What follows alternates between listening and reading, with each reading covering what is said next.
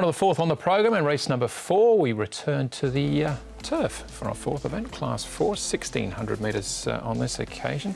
Headed by Ruby Stars, who takes the drop-in class last on his last 4 starts in actual fact. All 4 starts he's run last so far. Cheerful Days, runner-up though behind Leading Fortune last time out, only beaten a neck. Donc Je Suis, good run over the 1,400 last time here at Sha Tin, gets up to the mile this time round. Winning Sea gets the blinkers on for the first time. Country Boy is replaced by Land Power. Joe Moreira rides again. Happy Win-Win is a course and distance winner. Nunchuck first up since mid-December. We got Golden Bold up in trip as well. Third to Golden Link last time out. Sure Win-Win at the Valley. A good fourth to Maldives last time. And Brave Power, eligible for a class drop, gets barrier 10. And the lights weight was behind Leading Fortune last time as well. Savvy Kingman, Nunchucks, Golden Bold and Brave Power, Tom, are the horses that have been on the road.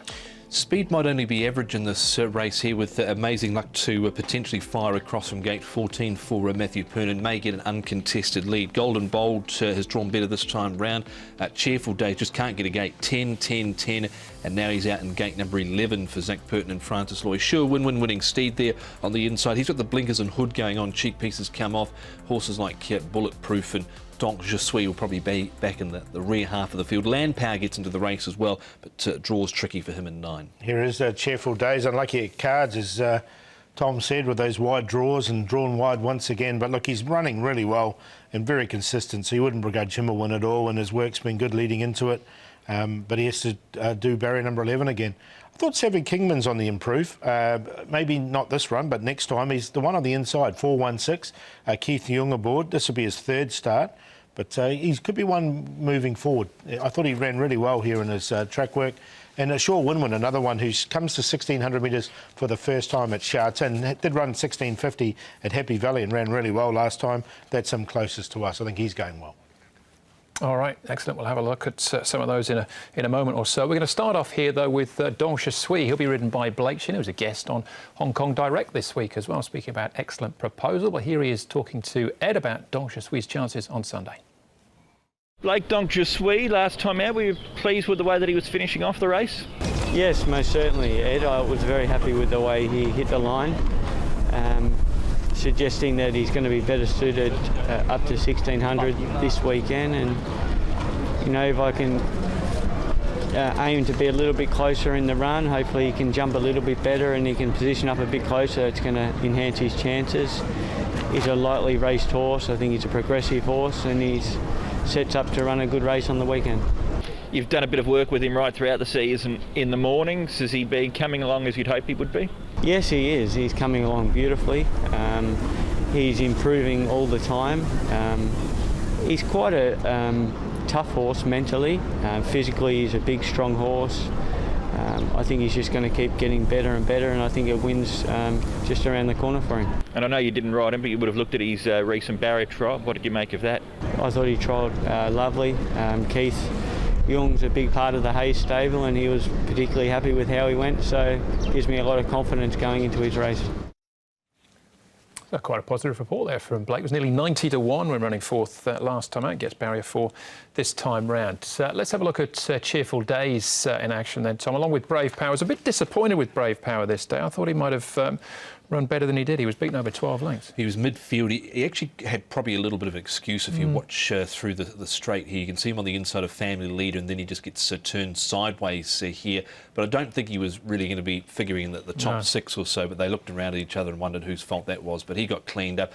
I just wonder on this occasion, Paul, did they go a bit early on Cheerful Days here? I just think the way that the race panned out, that's how it worked out, because he was there to be shot at, and you know, he was sort of gawking around a bit and just got beaten on the post. So I think the way the race was run, that didn't suit him at all. All right, victim of circumstance, possibly. Golden Bold, though, Paul. Land Power now gets a start, and Savvy Kingman, what of them? Look, Savvy Kingman, I almost found a spot for him. He's going to be a massive price. I didn't put him in the end. I was going to wait for one more start with him. But I did put Land Power in because I do like him coming up to the 1,600 metres as well. He just sort of had to duck in behind heels there, and once he got into the clear, he hit the line strongly. So with Joe on him, I put him in just ahead of that Savvy Kingman. You didn't mind the run of Land Power. Savvy Kingman was slow out first up and then was caught wide last time out with no cover. Nothing wrong with the run of Golden Bowl. That was the best performance we've seen from him so far, but whether he can string 2 together or not. Yeah, I thought it was quite a taking run. Sure, win-win. Tom, what of him? This is Happy Valley for.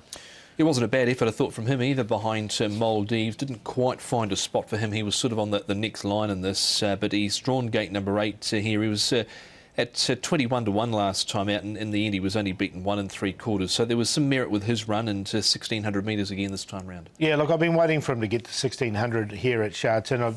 He sort of missed the start earlier in his careers when he was over 12 and 14, but still caught the eye, drew wide and was wide all the time. So, look, I'm going to make him the each way play. All right, so yeah, waiting for him to come here. He is. What price? 13.4.9. Yeah, so I'm more than happy with that. So we'll make him the each way play. Hopefully he'll stay somewhere like that. Sure, win-win, cheerful days, see if he can bounce back.